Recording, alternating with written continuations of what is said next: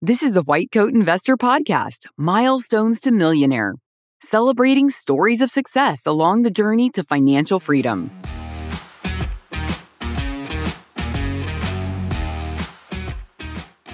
This is Milestones to Millionaire Podcast number 163. 74-year-old lady becomes a millionaire. Resolve is the number one rated physician contract team, reviewing 1,000 plus physician contracts every year. They empower physicians with location-specific compensation data, which leads to unparalleled leverage during the physician contract negotiation process. A physician contract lawyer is included and can negotiate on your behalf, alleviating the stress that can go along with reviewing complex legal terms. Flat rate pricing and flexible schedules are designed for a physician's schedule. Use code WHITECOAT10 for 10% off at whitecoatinvestor.com/resolve. Hey, those of you who aren't aware, we have surveys out there that will pay you to take them. This is like the lowest barrier to entry side gig that exists. If you want to learn more about this, whitecoatinvestor.com/physician surveys. But some white coat investors make literally tens of thousands of dollars a year taking these surveys. So check those out, whitecoatinvestor.com/physician surveys. All right, we got an interesting milestone today. Somebody that is not the typical, doc, 2 years or 10 years out of residency, but actually somebody that is in her 70s and recently became a millionaire. So let's bring her on and see what lessons she has to teach us. Our guest today on the Milestones to Millionaire podcast is Anne-Marie. Anne-Marie, welcome to the podcast. Thank you very much, Jim. I'm flattered to be here. Tell us what you've done for a living during your career and kind of what career stage you're at now. Thank you for asking. During my career, I founded and grew a 30-year-old consulting business. And right around the pandemic, I closed it and I continue to be refired, not retired. My goal is to help people create their own success through writing books. How many books have you written? I've written 11 books. My 11th one is coming out April 1st, and they all have one common denominator: to teach people how to create their own success. Very cool. Now, I understand you recently became a millionaire. I don't actually know how recent. How long has it been since you became a millionaire? It hasn't been long. It has not been long at all, actually. Since I retired, I became a millionaire. And I did it in many ways, between real estate, which I've had over the years, however, between new acquisition and between focusing on investments. Hey, well, tell us what's on your balance sheet here. Tell us about the assets and then about the debts. Thank you. Well, we have a mortgage by choice. We moved to another city, and during the pandemic, we saw that we were not renting anymore and throwing money away. We had both owned for many, many years, and it was time, since we are in New York. And so we bought at a very good time, and we bought a whisper sale, which means that the real estate was not on the market. And it's been the best thing we've done. It's grown 20%. And more than that, it's our home, and we love it. So that is one thing that has done very well for us. Over and above that, as I said, my balance sheet, the other 50% is on investments. And I have focused. I wish I would have known about this as I was growing my business. I would never have worked as hard. I would have worked much smarter. So what do you invest in? Are these in retirement accounts? Is this in a taxable brokerage account? Are they investment properties? What do you mean when you say invest? They are in stocks. there are 3 ways to invest, and it depends. At this point, my only responsibility is me. My children are out of college. I don't have people to worry about short of the dog. And so my partner and I have separate funds. And what I've decided with my funds is that I would do based on what I did as an entrepreneur. I do growth funds. And because I'm a high risk person, I don't gamble, I invest.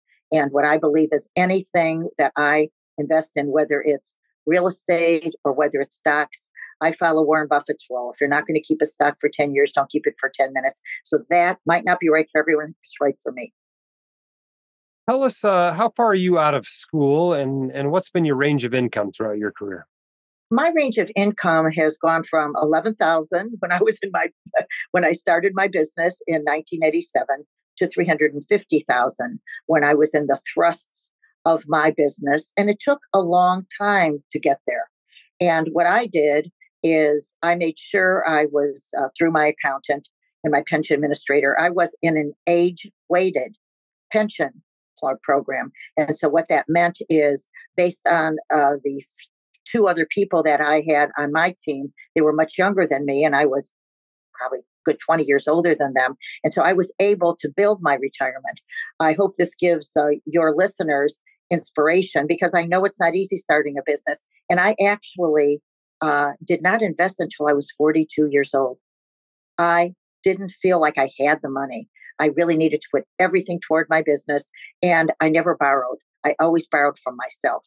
And so whether that's right or wrong, this is my path.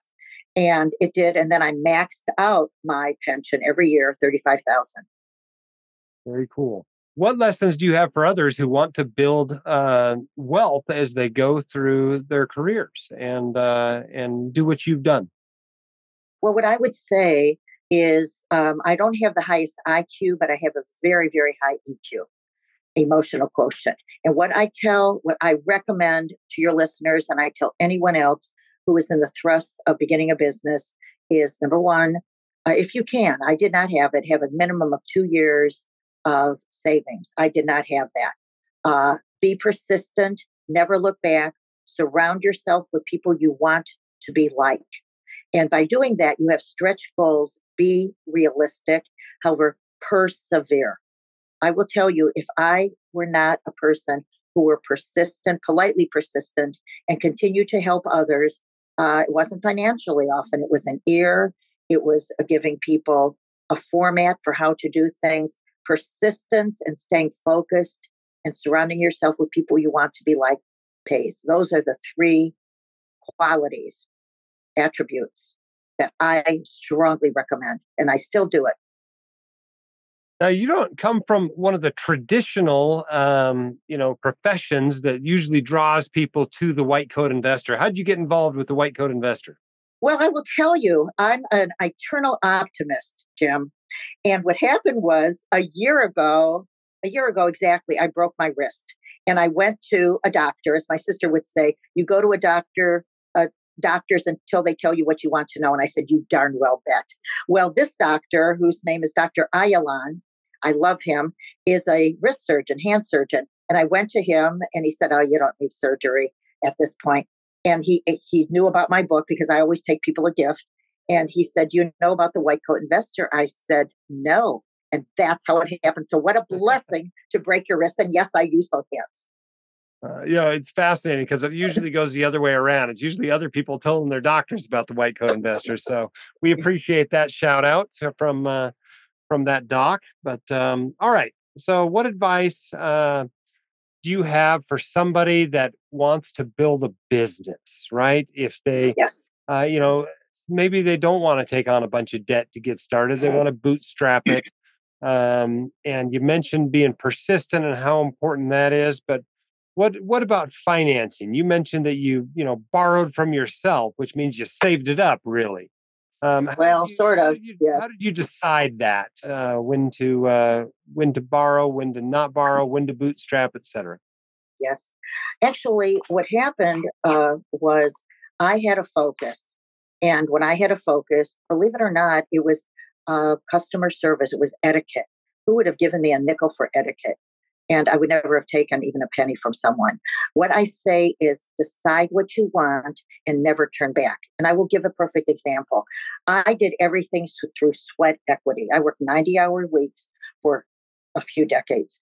And a perfect example is when you want something, first of all, write down your goals and manifest them. If you say, my goal is to be with this practice, my goal is to own a building, because oftentimes owning a building is going to be, or first an apartment building or condo building, that business. And this happened to me when I owned the building that my company was housed. It actually made more money than my business that particular year. So what I say is go slow and sure, set your goals, and they can be stretch goals. They don't have to be immediately. However, think long term and then think short term. Ask yourself the direction you want to go in. And as I said before, I always had brain trust advisors. My brain trust advisors or guides were books. I was always surrounding myself with Claude Bristol, with Napoleon Hill, Think and Grow Rich, with later in the game, Rhonda Byrne. It's so essential to surround yourself with people who knew they could do it and they did it. I always did that. I surrounded myself with a woman who most of you won't even know called Dr. Eden Ryle. Her mantra was, you have to risk failure to experience success. And so the most important thing is keep your eye on the target, know you can do it. And anytime, and I had many people say this to me, you can never make a business out of that. I said, thank you. You will never be my competition. And I made it. I went around the world for American Express. I got a 6-figure piece of business from a large organization, 950 stores, teaching the art of wowing people on the phone, in person, because patient relations, call it whatever you want, of our people relations is the name of the game. And with that said, never be on time, always be early. And the reason for that is people who can manage their time can manage their money. That is essential. You can be the best doctor. However, you're not perceived as the best if you keep people waiting. And that all has to do with an operations manager, the person who takes good care of you. And so when starting a business, it's professional. I always made sure I was kept waiting rather than keeping my prospects and clients waiting. And when somebody told me no, I never accepted it. I always sent them a thank you and said to them, what will it take to earn your business? And if you work with Joe Schmo, Dr. Schmo, then when you're ready, I would like to work with you. And meanwhile, I'm going to follow up with you in a year and see how XYZ is doing. I did that many times and turned it into a yes. So no means not now, not the right time, too busy. Keep that in mind and set goals. Yeah, awesome. Well, congratulations to you on your success and becoming a millionaire. Thank you for being willing to come on the podcast and inspire others to do the same. It's my honor. Thank you very much for having me. All right. Enjoyable interview there. A few lessons to learn. One, I think, is the lesson she pointed out, the importance of being persistent in whatever you do, whether it's starting your own business, whether it's, reaching your financial goals, whether it's saving, whether it's paying off debt, whatever, right? Being persistent and sticking with it for years and years, and you can get there, right? Some of us become millionaires, as you'll learn in some upcoming milestones that you haven't listened to yet, but that we've recorded. Some people become millionaires, within a year or so of coming out of school and training. But that's not the case for most people. Most people really have to work at this sort of a goal. In her case, she had to work for 4+ decades. She had many 90-hour weeks, right? It takes a lot of work for most people to become financially successful. So don't be surprised if it isn't just put on a platter and handed to you. For most people, there's a lot of work behind the scenes that maybe you're not seeing. It takes people 10 years to become an overnight success. So don't beat yourself up if it's taking you longer than you think it may need to. All right, I wanted to talk with you a little bit about 529 plans. It doesn't have much to do with this interview, but part of what we're trying to do with the Milestones podcast these days is to include some, I don't know if back to basics information is necessarily it, but just include some additional information. And one question I get a lot is, what 529 plan should I use? And the first point I want to make about 529 plans, right? These are college savings plans. You're saving for your kids' college usually by using a 529. The first thing I see people making a mistake on is they start these things too early, right? And what do I mean by too early? It's fine to start it when your kid's 1 year old. That's not a problem. That's not necessarily too early. What is too early, in my opinion, is if you're still trying to pay off your own student loans, right? You can best help others from a position of strength. And it's very hard to do that if you don't have your own financial ducks in a row. So I think you got to take care of yourself first, right? It's the same thing when you're on a cruise, right? And they tell you, well, put on your life jacket first. Or you're on a plane, right? And they tell you if the oxygen drops down, put yours on first, then help your child. There's a reason for that. You can just help others much better from a position of strength. So make sure you got your things taken care of before you start thinking about others. And the 529 plan, by definition, is for others. So you need to have your retirement going, you need to have your own debt under control, those sorts of things. But once you're decided you're going to save some money for your kid or your grandkid or your niece or nephew or whatever, and you've decided you're going to use a 529 plan, there is some consideration you should take. For example, every 529 plan, the money grows in a tax protected way. And so long as it's spent on legitimate educational expenses, when it comes out tax free. So in that respect, it basically functions like a Roth IRA, right? It's an education Roth IRA. But in many states, there's an additional tax benefit when you contribute money, and it's highly variable. Some states don't give you any benefit at all. Some states will give you a benefit no matter what state's 529 plan you contribute to. Some states only give you a benefit if you contribute to their 529 plan, and then only on state taxes in that state. In some of those states, it's a deduction. In other states, it's a credit. And the amount that they give you is highly variable. Some states are much more generous than others. So when you are considering doing this, the first place to look is to look at the rules for your state. And I would say the majority of states, you're going to need to contribute to your state's plan, at least some portion of what you're putting into a 529 in order to get that upfront tax benefit, whether it's a deduction or a credit.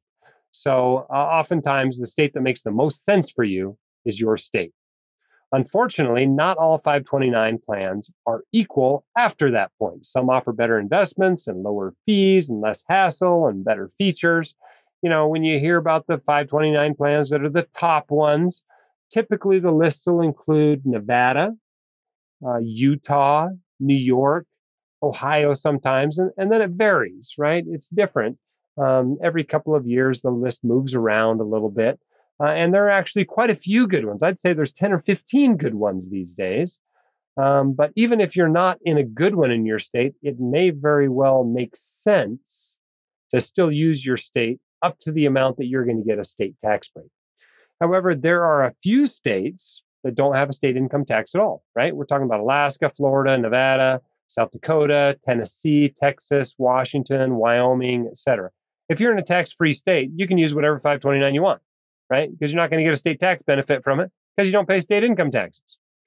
There are also a few states that don't offer any tax deduction or credit at all. Okay? We're talking about California, Delaware, Hawaii, Kentucky, New Hampshire, and North Carolina. Okay? So if your state's not going to give you squat, you can use whatever state you want. And then there's a few states that give the same tax deduction or credit no matter what plan you contribute to. And we're talking about Arizona and Kansas, Minnesota, Missouri, Pennsylvania. And Arkansas actually gives you a certain benefit for using an out-of-state plan, but they'll give you a bigger benefit if you use the in-state plan. Okay? Anything else, you probably want to use your state's plan, at least up to the amount that they're going to give you a benefit of. And if you really don't like your state's plan, you can put the rest into a Utah 529 or a Nevada 529 or whatever you think the best one is. But then you got to manage two 529s, which is kind of a pain, especially if you got a bunch of kids or you're starting these for all your nieces and nephews like I did. If you're managing 30 of these accounts, simplicity matters quite a bit. You probably want a pretty simple investing solution inside them, and you probably want to keep them all at one place. But that's kind of how to think through which 529 plan to use. I hope that's helpful to you. Our sponsor for this episode has been Resolve, the #1 rated physician contract team. They review 1,000+ physician contracts every year and empower physicians with location-specific compensation data, which leads to unparalleled leverage during the physician contract negotiation process. A physician contract lawyer is included and can negotiate on your behalf, alleviating the stress that can go along with reviewing complex legal terms. Flat rate pricing and flexible schedules are designed for a physician's schedule. Use code WHITECOAT10 for 10% off at whitecoatinvestor.com/resolve. All right. Thank you so much for listening to the Milestones to Millionaire podcast. We'll have another episode out next Monday. Until then, keep your head up, shoulders back. You've got this. We can help. The hosts of The White Coat Investor are not licensed accountants, attorneys, or financial advisors. This podcast is for your entertainment and information only. It should not be considered professional or personalized financial advice. You should consult the appropriate professional for specific advice relating to your situation.